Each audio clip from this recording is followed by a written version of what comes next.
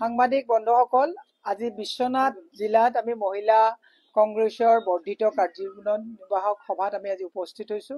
আজি এটা বিশেষ স্পৰ্শকাতৰ বিষয় লৈ পেলাই সংবাদমেল সম্বোধন কৰা হৈছে। আপোনালোকে জানে যে তেজপুৰ চেন্ট্ৰেল ইউনিভাৰ্চিটি এটা ঐতিহাসিক খনত এই ইউনিভাৰ্চিটিখন ইয়াত স্থাপন কৰা হৈছিল। যদিও কেন্দ্ৰীয় বিশ্ববিদ্যালয়, এই বিশ্ববিদ্যালয়ত অসমৰ আশা, সপোন, আবেগ তাত জড়িত হৈ আছে। আজি 2 মাহ ধৰি তেজপুৰ কেন্দ্ৰীয় বিশ্ববিদ্যালয়খনৰ ছাত্ৰ সমাজে বা তাৰ যিসকল ফেকাল্টিজ আছে সকলোৱে আজি 2 মাহ ধৰি প্ৰতিবাদ মুখৰ এটা পৰিৱেশত আছে। কিন্তু তাৰ ভাইচ চেঞ্চেলৰ শম্ভুনাথ সিং যিজন আছে তেখেতে সকলো কথাকে অগ্নিগুষ্ট দেখুৱাই মইমতাৰিৰে কেন্দ্ৰীয় বিশ্ববিদ্যালয়খনত একেবাৰে অসহনীয় পৰিৱেশ এটা তেওঁ তাত সৃষ্টি কৰিছে।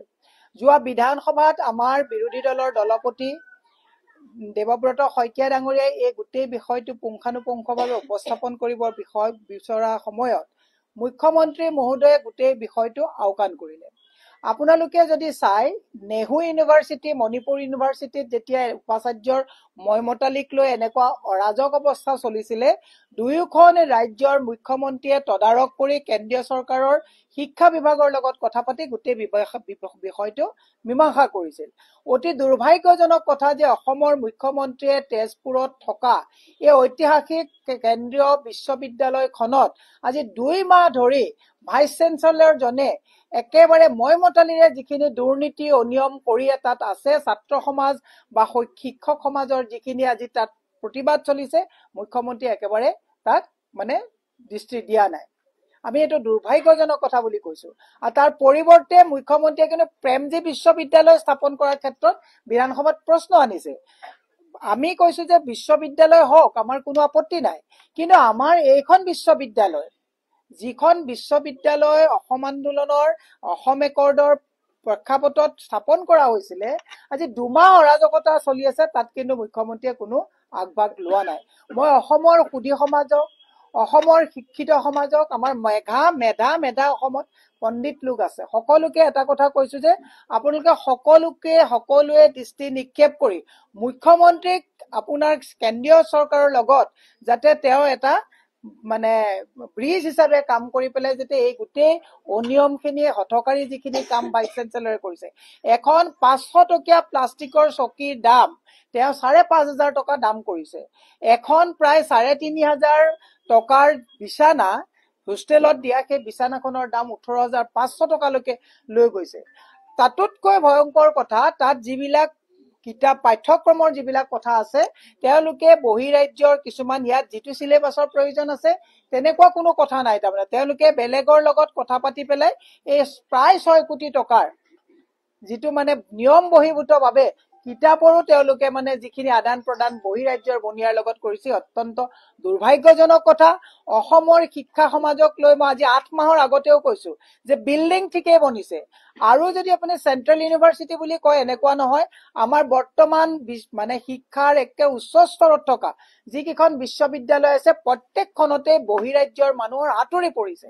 বিশ্ববিদ্যালয়সমূহ এতিয়া বৰ্তমান ব্যৱসায়স্থলী হিচাপে ভাইচ চেঞ্চেলৰ সকলে তাত ব্যৱহাৰ কৰিছে। আপোনালোকে দেখিছে গুৱাহাটী বিশ্ববিদ্যালয়টো মোহন ভগৱতৰ নিচিনা মানুহে গৈ পেলাই তাতো এটা হিন্দুত্ববাদী এটা পৰিৱেশৰ সৃষ্টি কৰিছে। আমি ৰাখিছো যে আমাৰ ডিমাণ্ডটো হৈছে যে শৈক্ষিক যিবিলাক মন্দিৰ, ইয়াত কোনো ধৰণৰ ৰাজনীতি হ'ব নালাগে, ইয়াত কোনো ধৰ্মীয়কৰণ হ'ব নালাগে, ইয়াত কোনো ধৰণৰ যাতে ৰাজনৈতিক হাতুৰি পৰিব নালাগে। তাৰ কাৰণে আমি আহ্বান জনাই মুখ্যমন্ত্ৰীক, যিহেতুকে তেওঁ নিজেই কৈছে যে মই ভাৰতৰ শক্তিশালী মুখ্যমন্ত্ৰী। ভাৰতৰ শক্তিশালী মুখ্যমন্ত্ৰীয়ে কেন্দ্ৰীয় তেজপুৰ বিশ্ববিদ্যালয়ত চলি থকা শম্ভুনাথ সিঙৰ কোটাৰীত থকা যিসকলে লুণ্ঠন কৰিবৰ কাৰণে আমাৰ এই ঐতিহাসিক বিশ্ববিদ্যালয়খনত হাতুৰি কোবাইছে, মুখ্যমন্ত্ৰীয়ে হস্তক্ষেপ কৰি HRD মিনিষ্টাৰ চেন্ট্ৰেলৰ লগত কথা পাতি অতি শীঘ্ৰে যাতে এই গোটেই কথাখিনি মীমাংসা কৰি তেজপুৰ বিশ্ববিদ্যালয়ৰ শৈক্ষিক পৰিৱেশ ঘূৰাই আনে। আপোনালোকে যদি চাই, তাত লাচিত বৰফুকন যিটো ছাত্ৰাবাস আছে, তাত পানীয়ে এনেকুৱাকে পৰে, সেইবিলাকত কিন্তু উপাচাৰ্যজনৰ কোনো ধৰণৰ দৃষ্টি নাই। তেওঁ কেনেকে কিতাপ ক'ৰ পৰা আনিব, কেনেকে তেওঁ ফাৰ্নিচাৰ কাৰ পৰা ল'ব, তাত ফল চিলিং লগোৱাটোকে 2-3 লগাই কেনেকে পইচা ল'ব, এই গোটেই কথাবিলাক। তাতোতকৈও দুখৰ কথা, তাত থকা যিবিলাক চিকিউৰিটিত মানে নিয়োজিত যিবিলাক কৰ্মচাৰী আছে তেওঁলোকৰ ২৭,০০০ টকা দৰমহাত ১৭,০০০কে দি তাৰো ১০,০০০ টকাকে হৰলকি কৰাৰ কথা আমি শুনিবলৈ পাইছো। যোৱাকালি আমি বিশ্ববিদ্যালয়খনত আমি গৈছিলো, আমাৰ NSY সভাপতি কৌশিক কাশ্যপো মোৰ লগত আছিলে। গতিকে আমি এটা কথাই কৈছো যে মুখ্যমন্ত্ৰীয়ে বহুত বাহ লৈ থাকি লাভ নাই। ধাৰৰ ওপৰত ধাৰ, আজি কেগৰ যদি আপুনি ৰিপৰ্ট চাই অসমীয়া আৰু ধাৰৰ বহন ক্ষমতা ল'ব পৰা অৱস্থাত নাই। অহা ২৬লৈ যদি এখন চৰকাৰ থাকে অসমৰ ৰাইজে কেনেকে সুদে মূলে ধাৰ চৰকাৰৰ পৰিশোধ কৰিব তাৰ চিন্তাত অসমৰ ৰাইজ কুঙা হ'ব, ইতিমধ্যে কুঙা হৈছে।